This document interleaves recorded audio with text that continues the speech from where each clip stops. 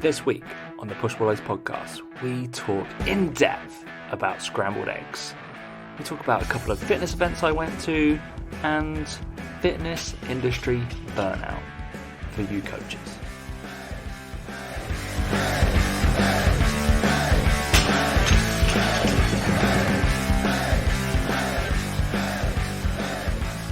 Three, two, one. Let's explain to Dan what a bagel is, shall we? Hey guys, welcome to the Push Pull Legs podcast with myself, Dan Meek. Me, Tomo. What's going on, bro? You should have explained it was a bagel, mate, because from where I was sat on my phone looking at that, it looked like a burger bun because of the way it was shaped. Sesame seeds, more likely to be on a burger bun than a bagel, right? And outrageous. it didn't look like it had the texture and that like chewiness of a bagel. It looked like it was more of, no, but as in it looked like the bun was more like shaped properly like a burger bun rather than like bagel was a bit flatter, right? And they're a bit thick. This was clearly at the edges, it was going up. It was like a bowl shape, like a bowl shape. So I think that's because, right? So I had bought the Warburton's like already sliced bagels. So that's your own fault then for a poor choice of bagel, because that's one of the worst bagels you can buy. So straight away you deserve it. So you turn it and it like just already there, so you don't have to get a knife out.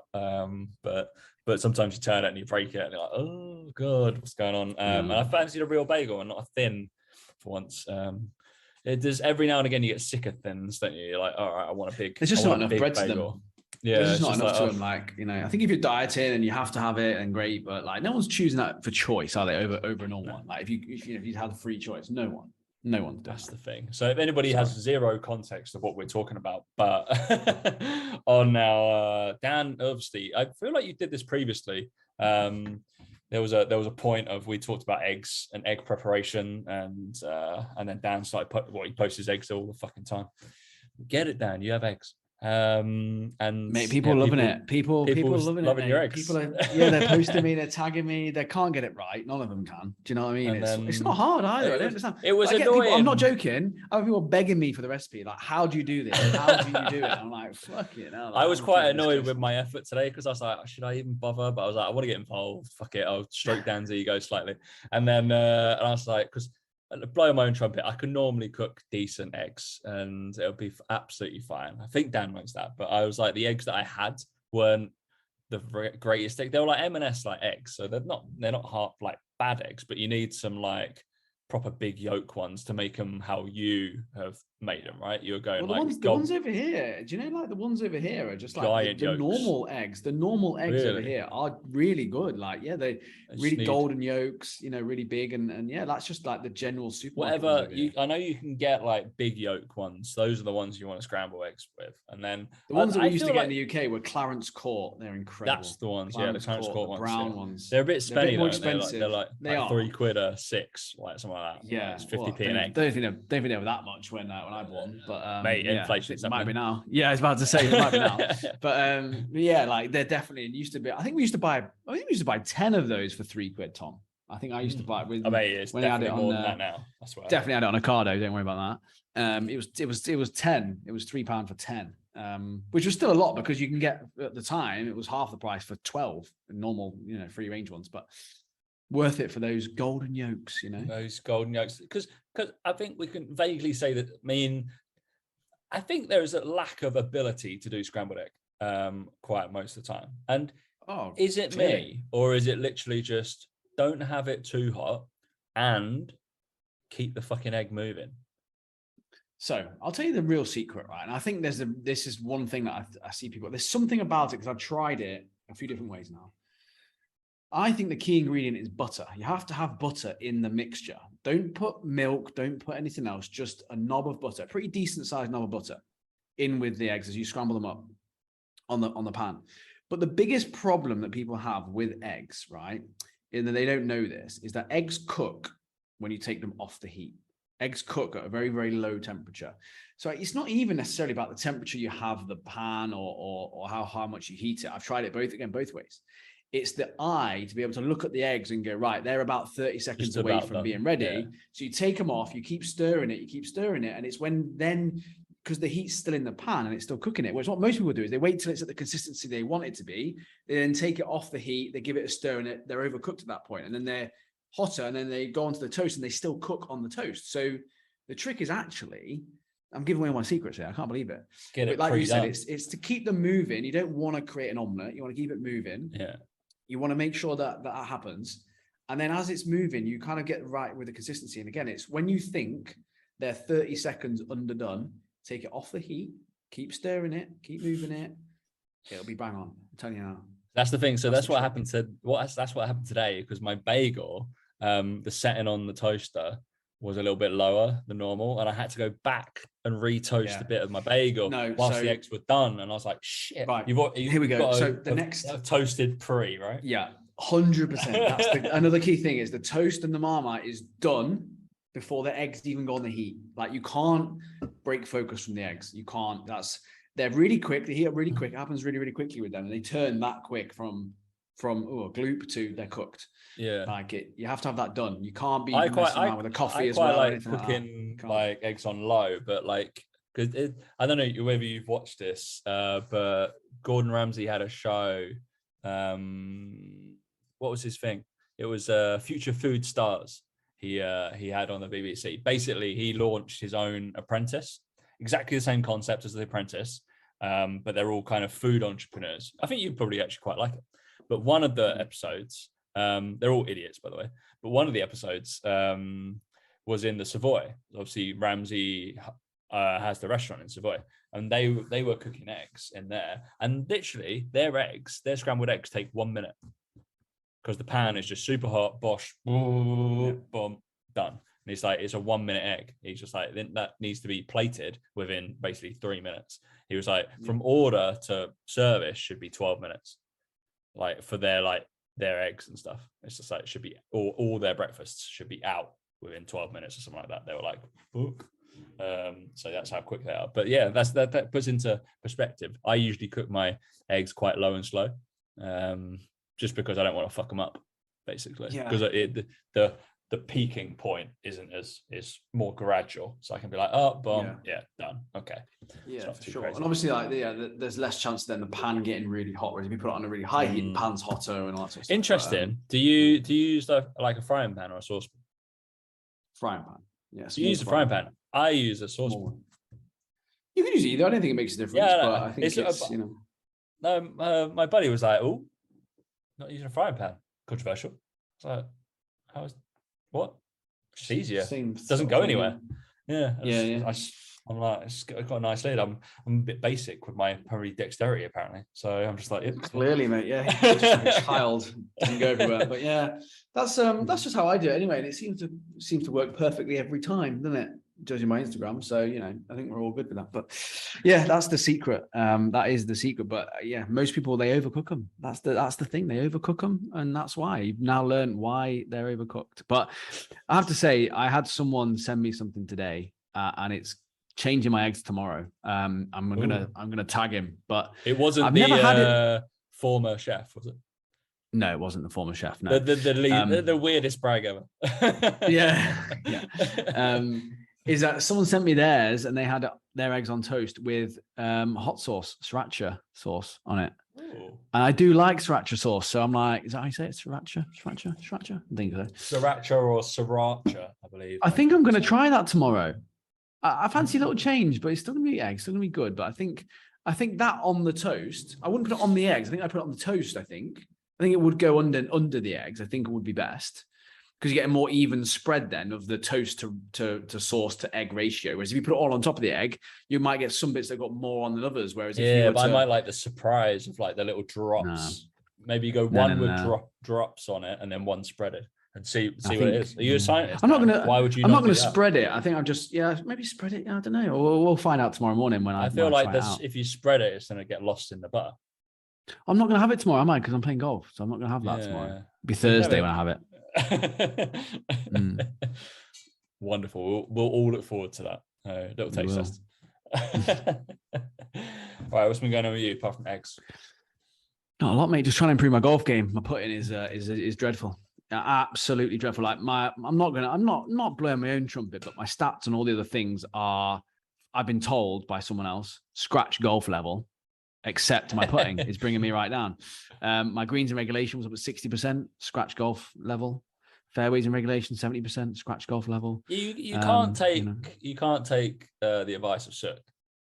That's not Sook, though. No, that's not Sook. No. Someone else who's a scratch golfer. Even they said they struggle with the same thing. They were like, putting is their thing, but they're struggling because they're getting 36 putts. I'm struggling because I'm getting 43. So it's a big difference. But yeah, it's all right, mate. It's just getting a bit hot. I think on Sunday when I played, I got heat stroke because I had a headache all day, and it lasted until Monday as well. Didn't feel great. Then it's just getting hot now. It's getting like 44 degrees by like 10 o'clock. Yeah, it's warm. No, thank you. No. Yeah. But yeah, other than that, it's all good, mate. How about yourself? What you've been playing golf, haven't you? I have. I played twice, and I had a lesson for the first time. Because shock, when you need some help or you want to be guided in the right direction and get better, you get a coach. You muddle through it, mate. You just muddle through it. You type in golf plan on Google and see what comes up. That's what people do with their nutrition, their fitness, and their business, don't they? So that's all that happens. I mean, why not? Yeah.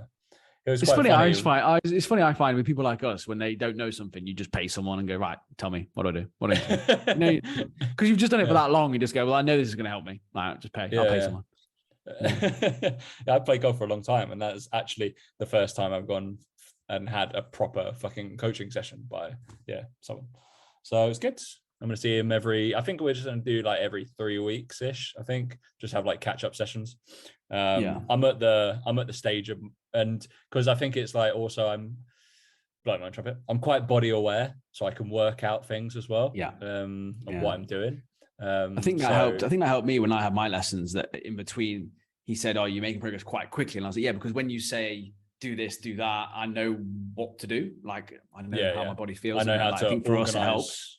I know how to organize my hips and stuff like that. Because we were trying to do stuff with my hips, and I actually was like making a point to him, and I was just like, well, anatomically, what you're telling me to do is against what my body naturally thinks it should do. Because I was like, so within golf, obviously people might know that a lot of stuff happens from your hips, a lot of stuff powers from your legs, really, as with fucking every sport. So train your legs, guys.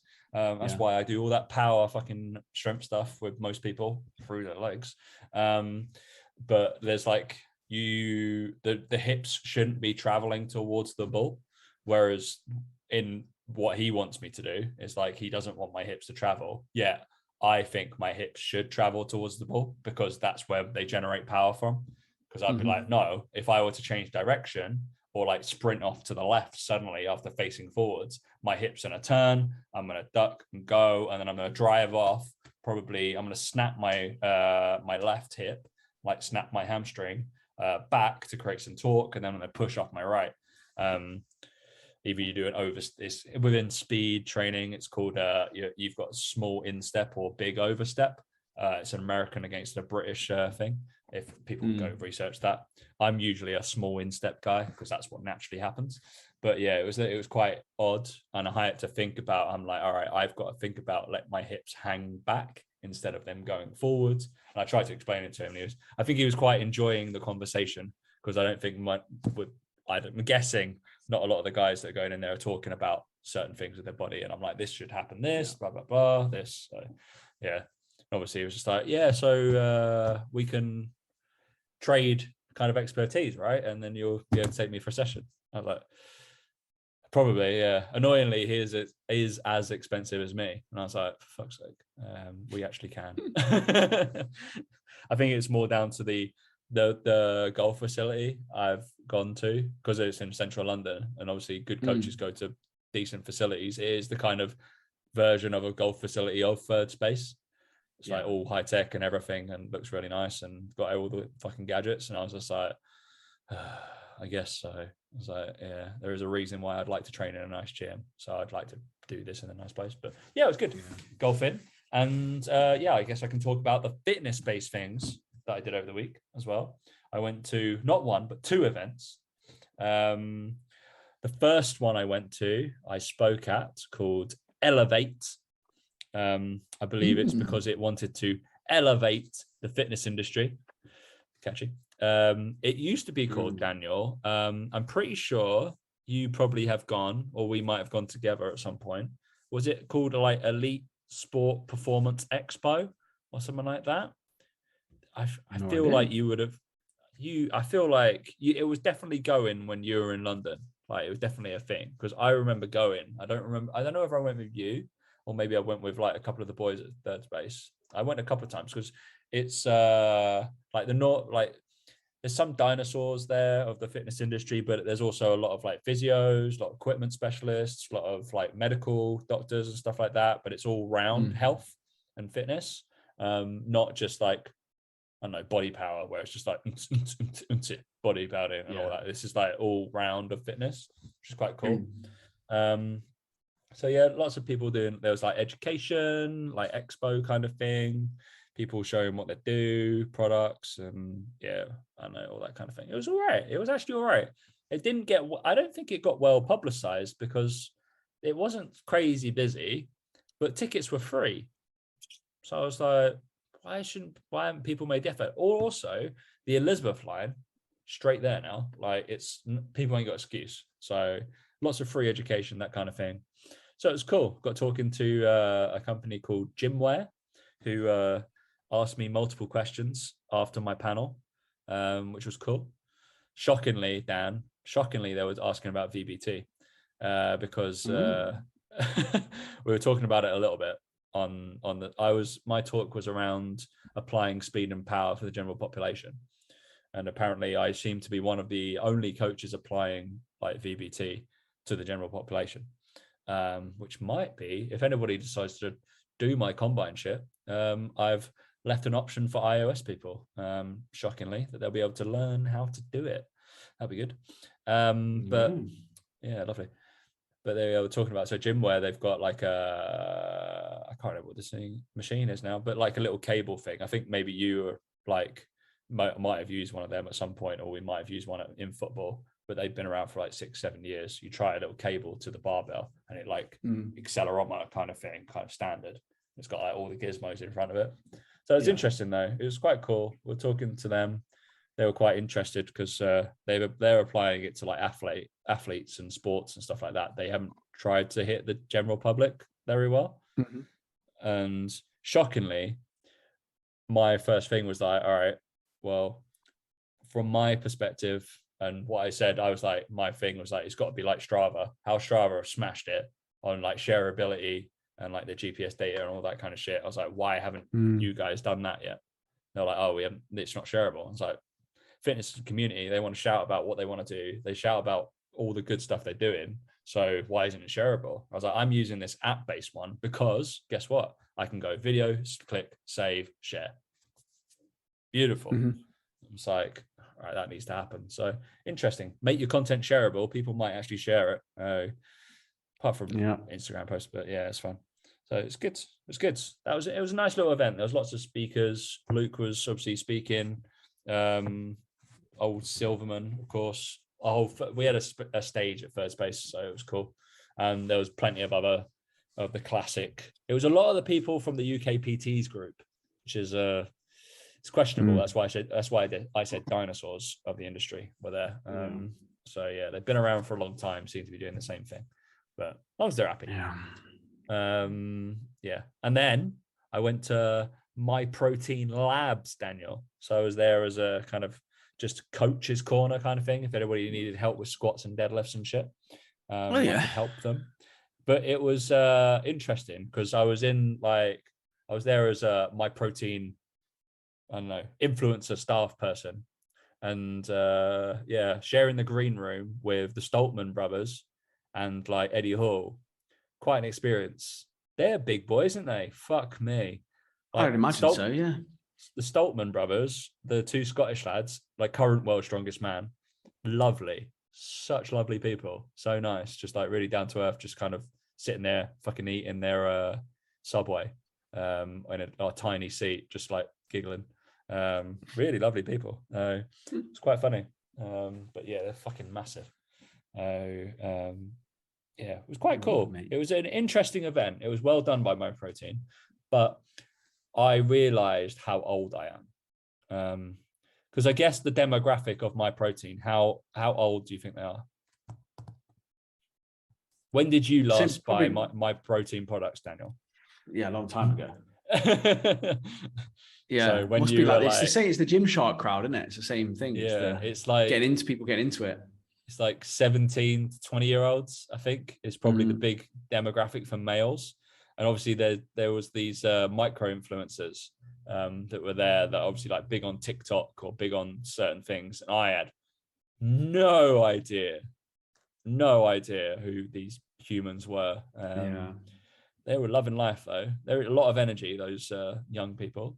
Not some great lifts, but but to be expected at that age, right? So absolutely fine. But yeah, it was interesting. It was such a Gen Z crowd, and I was just like, oh, God, I feel like such an old human being. I was like, I can barely use TikTok. Me and Dan tried to use it every now and again. It's just like, oh.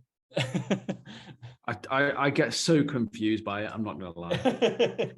I just don't understand how it's supposed to be used. I don't get it in any way, shape, or form. But hey, each to their own, right? Each to their own. Yeah, it's fun. But yeah, it was a good little event. I think they will be looking at doing some other stuff. Tickets were like really cheap. They're only like 12 quid. So, and you could sit on like some talks with like Eddie Hall, Stoltmans, like some other pretty cool people. So yeah, it was all right. It was all right, Daniel. But yeah, other than that, that was my week. That was my weekend. It was decent. I've written at the top of this title, just because I think we'll just spend 10 minutes talking about it because Dan needs to go to bed. He hasn't even eaten. It's 10 p.m. man. Jesus, right. We'll talk about vague fitness burnout is the topic. Fitness burnout.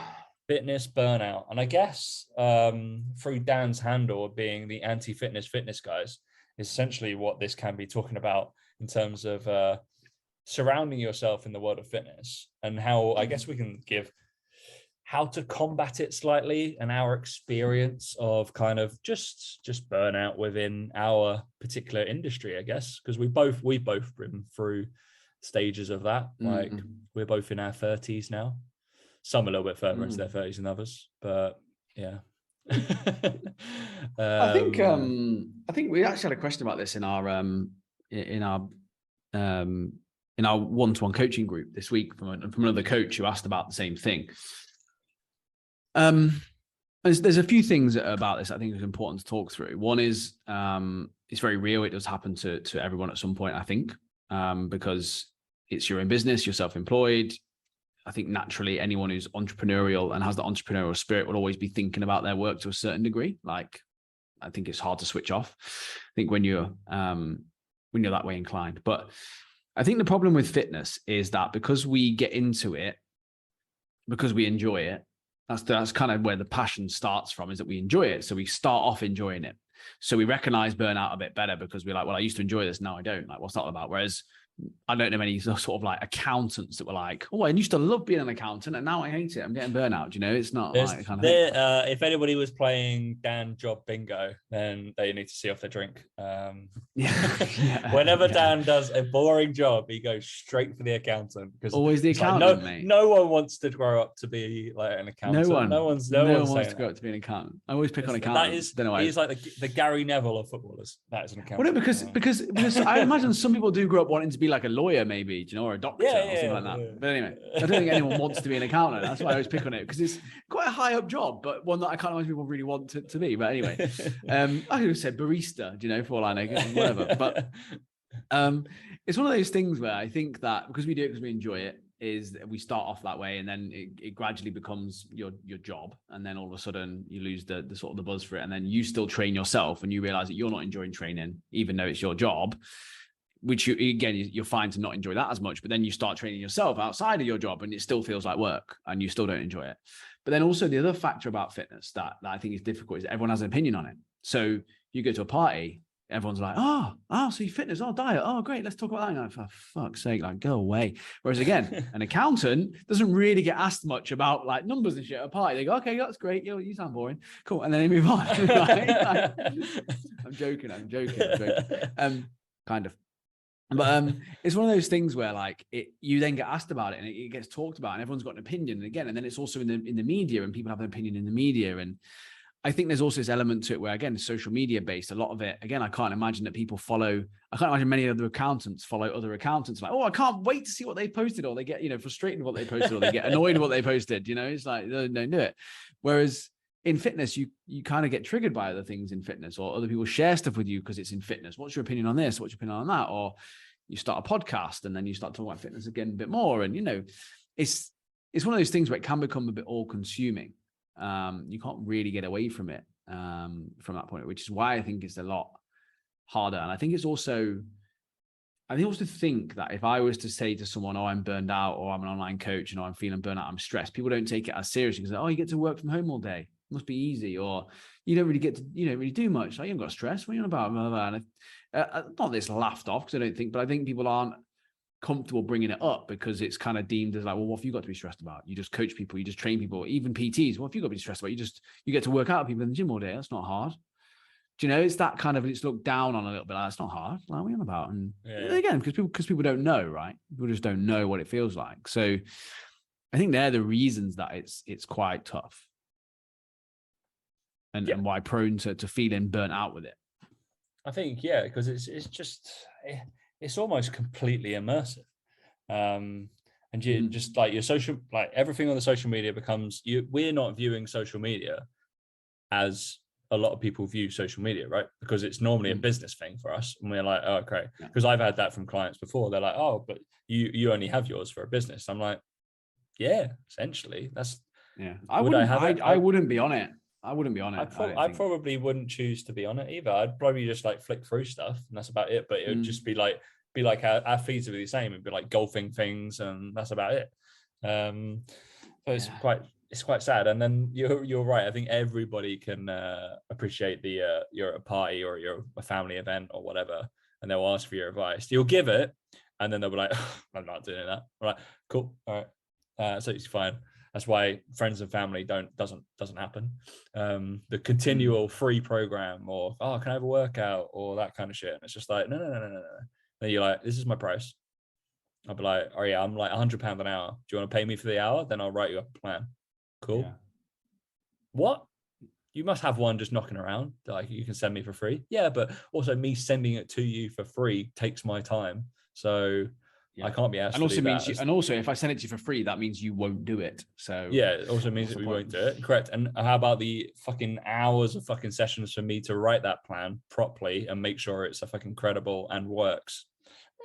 It's like the whole like if somebody comes to fix the water, there's water leak, all these lads can't come and do it, and this person just tightens a bolt after looking at it for 5 minutes, and it's just like charge them for $5,000.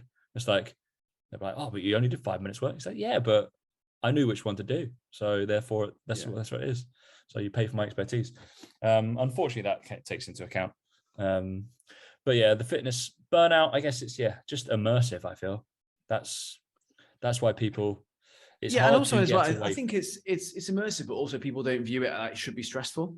Like I think that they don't view it as a real job, and people don't view it as that. And you're expected to just. I've had it before with family as well. They've told me that I work too much or I do too much of this and all that sort of stuff. But again, they also don't see the flexibility that comes with the job, as well. They don't understand that side of things. And it's not a job you can clock in and clock out of, which has its benefits, but also has its drawbacks, right? And I think the thing for me has been definitely you have to have something outside of fitness, because for a lot of people, fitness is their thing outside of their job, right? So a lot of people, they go to CrossFit or they go to the gym and that's their thing. That's their escape from work. They can't wait to get to the gym in the evening or in the morning.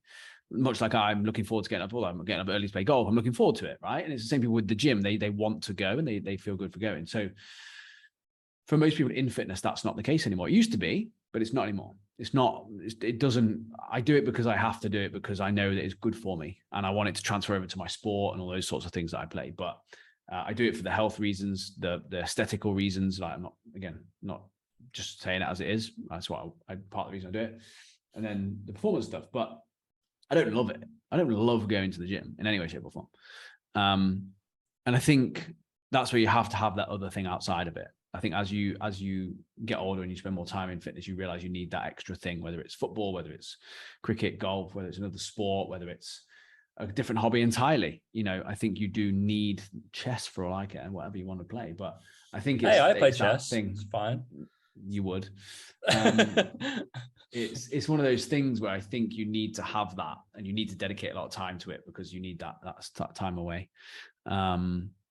And I tell you what else I think really helps is a really understanding partner in it, because you will be constantly thinking about it, even when you're off. Like, I know when I'm off, I'm still sometimes a bit like preoccupied, or I'm a bit like thinking about other things. And because I think being self-employed, by its nature, you're going to be that way. Yeah. And I think it helps having someone who understands that a little bit. So for example, for me, taking 2 days off in a row of not checking anything to do with work would actually make me more stressed than having half an hour each day just making sure that everything was all right. Like, it's that thing of, like, again, most people would say, just ignore it. And look, if I had a normal job and I had a week's holiday, you bet your bottom dollar I wouldn't be checking any emails. But it's kind of a bit like, but it's on my mind, and I feel like I'd have a better time and a more relaxed time if I could just spend half an hour checking that everyone was okay, or checking my phone or emails and stuff. Maybe that's not healthy. I don't know. Maybe someone will tell me that's really bad, but I think there's an element to it where when it's your own business, like, it's kind of important sometimes to do that. So I think that's why burnout's a little bit more common, I suppose, in this sort of style of stuff. But it's also, I think the other aspect to it is that there's a lot of delayed gratification or delayed success. I think you put a lot of work in up front for not a lot of reward, and you have to trust the process. And I think some people can look at that and be either put off by it, or they can get disheartened by it, and they give up probably at a time where maybe they're just about to break through. And I think that annoys people, is that you don't understand that the work you're doing now is going to pay off in 6 months, 12 months time. It's hard to see that. Yeah. How would you say, is it hard to combat or come back from kind of having fitness burnout? What would you do to kind of reignite your fire if you say, like, oh fuck, I'm so tanked, I don't want to do this? Because it's certainly something, like, we've spoken before, and each of us have been like, fuck me, I'm done. Let's move industries. Let's go start a property business or something like that, or just be like doing it. What would you say? Because obviously we have our expertise, right? We're fortunate enough to say that all the intricacies of it and the become quite easily to us now. So it's more the doing more than anything else. I think there's a couple of things that I always come back to. Number one is that I think this would happen in any job. I think that we're the type of people who, when you're passionate about something or you care about helping people, you always go above and beyond. Like, when I think back to even when I was in football, I still was one of the harder workers. I still did quite a lot of work, and even though it was for someone else at the time, I still had that effort. And I still thought there was a better way of doing things, and went out of my way to kind of spend more time doing those sorts of things. I think that's the one thing that I come back to, is that there's no perfect job. Well, being a footballer, but there's no perfect job. Even they start hating football after a while, right? But they get burnt out. But it's that whole thing of there's no perfect job. There's always something else going on from that point of view. And then I think the other thing is that I think we forget is that if we feel like we're getting a bit bored with maybe saying the same things, or clients that we kind of have to say regularly get a new client, have to say the same sort of things, is like there's also an element of you need to embrace the fact that it doesn't take you much effort to help someone. And some people look at it as a bad thing. You've got a bit bored saying the same things, or kind of helping the same sort of client and all that sort of stuff. But I would look at it as, but that's also the beauty of it, is that actually now your work isn't maybe as mentally taxing as it used to be. And you have mastered the art of coaching someone through certain things. And the beauty is that you do have to just keep repeating the same things, and you're helping more people by doing that, rather than getting fed up and sacking it all off. It's like, well, no, you can help people in a quicker time frame, more efficiently, and all that sort of stuff. The other two things I always come back to. But then the third thing is you can always pivot. You can always change a little bit. You can always go, right, actually, what's a bit more stimulating? Do I want to work with, people that are more like, do I want to carry on working with people that I'm currently working with, or should I pivot and help someone else, or should I change slightly? And think that's always an option that people have, whether they know it or not. They certainly do have that available to them. But I think it's just, whenever it happens to me, I always look back and there's a reason for it. And it's always, always, always because I haven't given myself enough time away. It's not the fitness or the job isn't the problem. It's the fact that I've become too immersed in it. And I need more time away from it to actually relax. And then I tend to feel better. And I tend to go, okay, cool. So it's just, again, about getting that balance right, which, again, is hard, as we just described. But whenever I feel like that, I look back and go, oh, shit, actually, I haven't been doing anything else. No wonder I feel a bit shit and burnt out, right? So you book a golfing holiday with your mate and you go away and you play golf for a week. So, it's just what happens. You know it. But Dan's only allowed to use his putter, so it's his favorite club. So, man, I'm just looking forward to getting my 4 shots on you. every hole, every round. Every round. I was about to say every fucking hole. I was like, Jesus Christ. Not every hole. I don't need every hole, mate. That's to be fun. Yeah, look, I'm sure that everyone listens to this has experienced it again, but even in normal jobs, so it's one of those. I don't think it's any different in fitness. I just think that it's just not talked about as much in fitness, because you should be deemed as enjoying it. It should be your dream job, and like, it's my dream job to be a PT, or people leave their corporate jobs. It's my dream job to be a PT. It's my dream. It's like, no, it's not your dream. It's just you got bored of being in corporate, and then you did it, and you realize it's exactly the same problems exist elsewhere. I think that's the key thing to remember. Yeah, lovely. It's okay to feel burnt out. It's okay. Just get over it, Dan. Just get over it. Yeah. The other thing as well, just to finish on this, is that as a PT or as an online coach, it's better to be more that way than to be someone who's lazy as fuck and doesn't do anything. Like, if you're going to be either end of the spectrum, right? Or obviously got optimal level in the middle. I'd rather be the person that was closer to burning out than the person that was just like sat on their arse all day and doing fuck all and moaning about they didn't have the business they wanted, right? And I think like when you've achieved, when you get to that kind of burnt out process, look to confide in someone. And whether that is like, particularly why we do the coaching we do, right? Because people come to us to take the load off certain things. And so it's like, all right, I'm going to pass on that bit of, what I'm thinking about and I'm getting burnt out about. Like for us, it'd be like our training, like make somebody else do that, right? Or the business side, make somebody else help me, so I don't feel as like in a rut, or it kind of takes care of itself, right?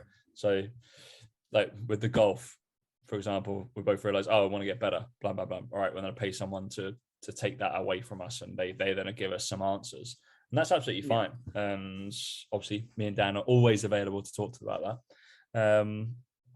But yeah, just if it's not confiding and paying for a coach, it's confide in someone. Like, fortunately, me and you can talk to each other. Have someone in the industry that can be like, it's all right. Like, maybe you go this way. Maybe you go this way. Maybe you do this.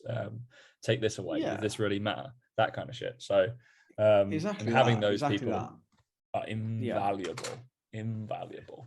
And look, I think it's just that thing of people think is a sign of like a weakness or something like that, and it's really not. Like, it's just ask people for help. Like, you'd be surprised. I had a message from someone the other day actually, and we were chatting briefly, and she was saying how no one really explains how lonely online coaching would be. And I was just like, I get it. Like, you spend all day at home and you're in an office. At least if you're in an office job, you're surrounded by other people and you interact with them. You might not like them or whatever, but I think as humans, we do need a bit of social interaction, and people don't really talk about the fact if you're an online coach, you just spend all day sat in one office, kind of chatting to people on Zoom or recording videos, but you don't really see much.